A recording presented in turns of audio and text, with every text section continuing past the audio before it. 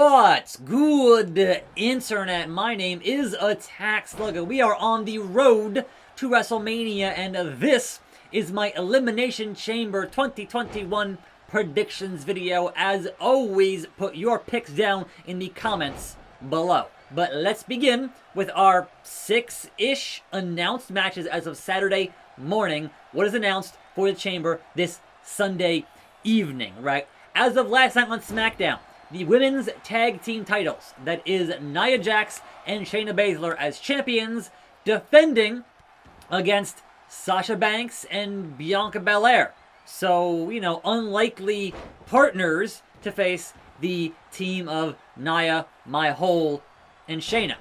And I see no reason for them to lose before they have to defend those belts on NXT on the 3rd of March. But how that you would have Sasha and Bianca lose here, I would imagine comes down to Reginald and Carmella. Makes all the sense in the world for that to have an interference or DQ or something here happens, and that screws them out of the belt, because we still have Fastlane before we have Sasha defending at WrestleMania. Gotta get there somehow, and there's just more Mella for reasons. So that, to me, makes the most sense for that particular bit of booking. But yes, Nia and Shayna retaining those belts, and perhaps more whole injuries for Nia. We shall see. Now, on the other side of the women's equation, we had, I'm going to say had here, Asuka defending the Raw Women's title against Lacey Evans. But Lacey Evans took a trip to Space Mountain, the oldest ride, the longest line, and is now pregnant. So if she couldn't work Raw, she's not working this show because she's legit pregnant, like for real. So the question there is who is going to be the challenger, if anyone, for that title? Will it be Peyton Royce replacing Lacey Evans? Or will they put the Queen, Charlotte, in that spot? Or will the match just not happen at all? Like, perhaps just some shenanigans and then no match? Will they pull a Eva Marie? Will they act like it's going to happen and then actually just at the last second like, actually, no, never mind, I'm sorry. So, a lot of options here. A lot of sports entertainment options here to finagle things properly for that match. But, again, the actual match is not going to happen. So it remains to be seen what is going to happen. I think, regardless, Asuka should still walk out of the Chamber pay-per-view as champion unless they slot in Charlotte, and at that point, all bets are off. But it does feel like we're building towards Asuka and Charlotte at WrestleMania. So you wouldn't have it this night, I wouldn't think. But again, I could be wrong. Been wrong before, been wrong a lot. It's the internet. So, moving on to the men. We have the U.S. title held by the almighty Bobby Lashley, the CEO of the Hurt Business, taking on Riddle and Keith Lee. Or supposedly Keith Lee, because it's kind of unconfirmed if he's actually going to make it to the show or not, so we don't know.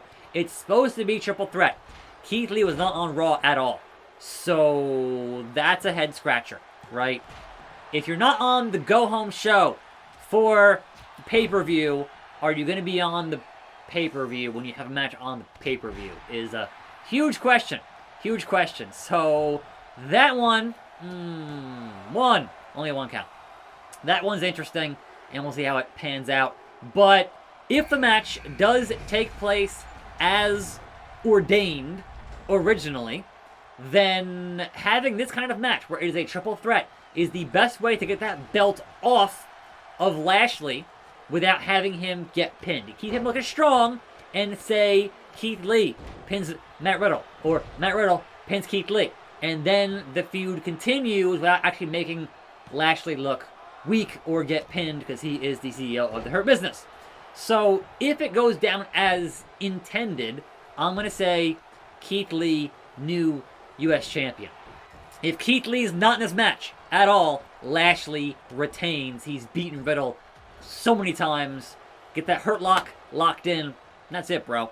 So again, could go either way, and I'm not sure how it's going to go on Sunday. Now, moving on to both of the chambers, plural, we have this match, the Raw Chamber. It is Drew, the champion, versus AJ Styles, Jeff Hardy, Randy Orton, Sheamus, and Kofi Kingston. Sheamus goes in last by virtue of winning that gauntlet match on Raw. And you would think, oh, he has the advantage going in last. But at the same time, do you really see at any point Drew losing that belt before WrestleMania? Like, I just don't see it happening. Now, big questions here. A couple of them. Number one, does Ali and Retribution attack Kofi Kingston before he enters the pod a la Edge years back? And does he take that spot in the Chamber? Because that would be the logical if it was Kofi who replaced Ali in that gauntlet match 2 years ago, and that put Kofi into Kofi Mania mode for that year, right? And Ali is still mad about it. Why wouldn't Ali take this opportunity to get himself in the Chamber in some way, sneakily, lock the pod, make it happen? If they don't do that, then what are they doing? If you're not actually going to book things long term, then why even mention it? So, fingers crossed, they do the right thing, because RKO. Because Kofi obviously won that qualifier to get into the Chamber on Raw, and Ali was nowhere to be found. Zero. Zilch. Nada. And that's like, wait, why? Huh? Like, I don't know.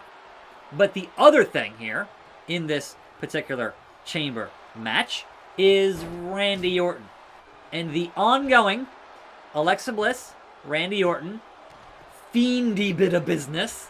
And will we see the Fiend interfere in this match somehow? I thought for sure we'd see Fiend at the Rumble. And we didn't. He's been off TV for like 6 weeks now. For like 7 or 8. Like, it's been a while since he was burned alive. And so at that point, you're like, alright, well then at what point does he come back with, I would imagine, a new costume or whatever? But you keep teasing it, teasing it, teasing it.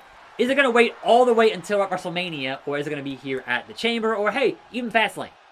That's a big question in my mind in terms of how this match could play out with who's involved and whatever else. But again, McIntyre leaves the Chamber as your still reigning, defending, undeniable WWE champion.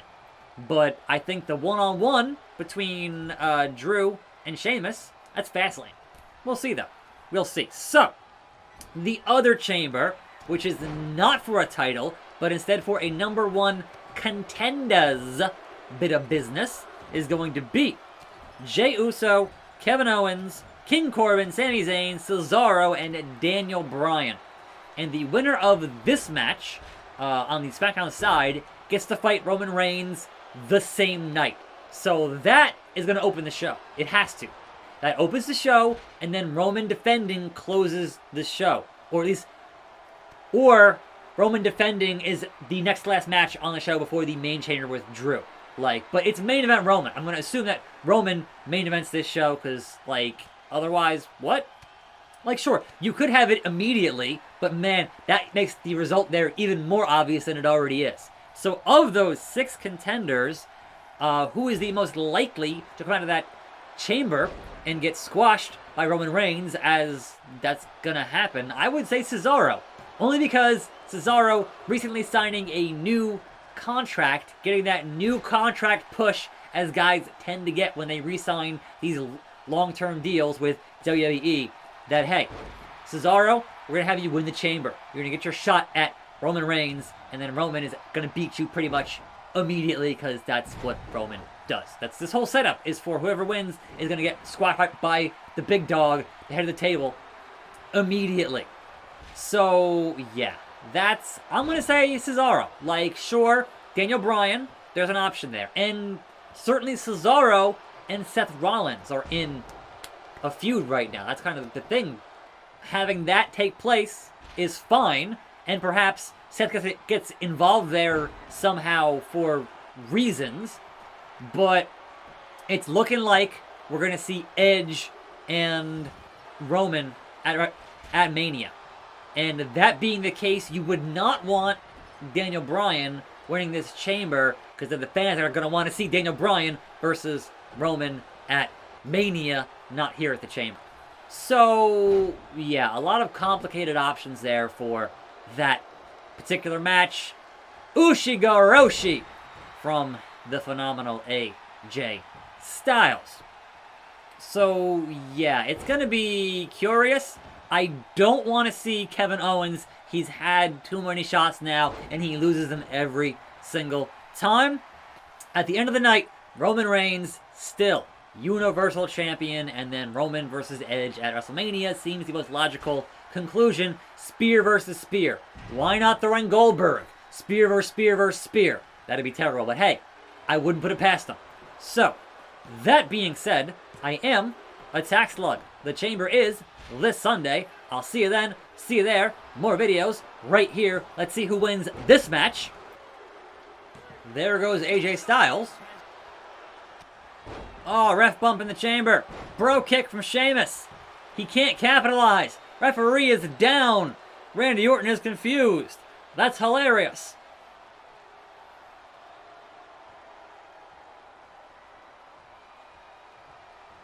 Orca out of nowhere from Randy Orton. Referee comes to his senses. Can he make the count here on Sheamus? 1, 2. That was a pretty good sequence. That was a pretty good sequence with the ref bump and couldn't get the cover. And it comes down to Randy Orton and Drew. And Drew has 2 finishers left. It just takes a Claymore and we're out of here.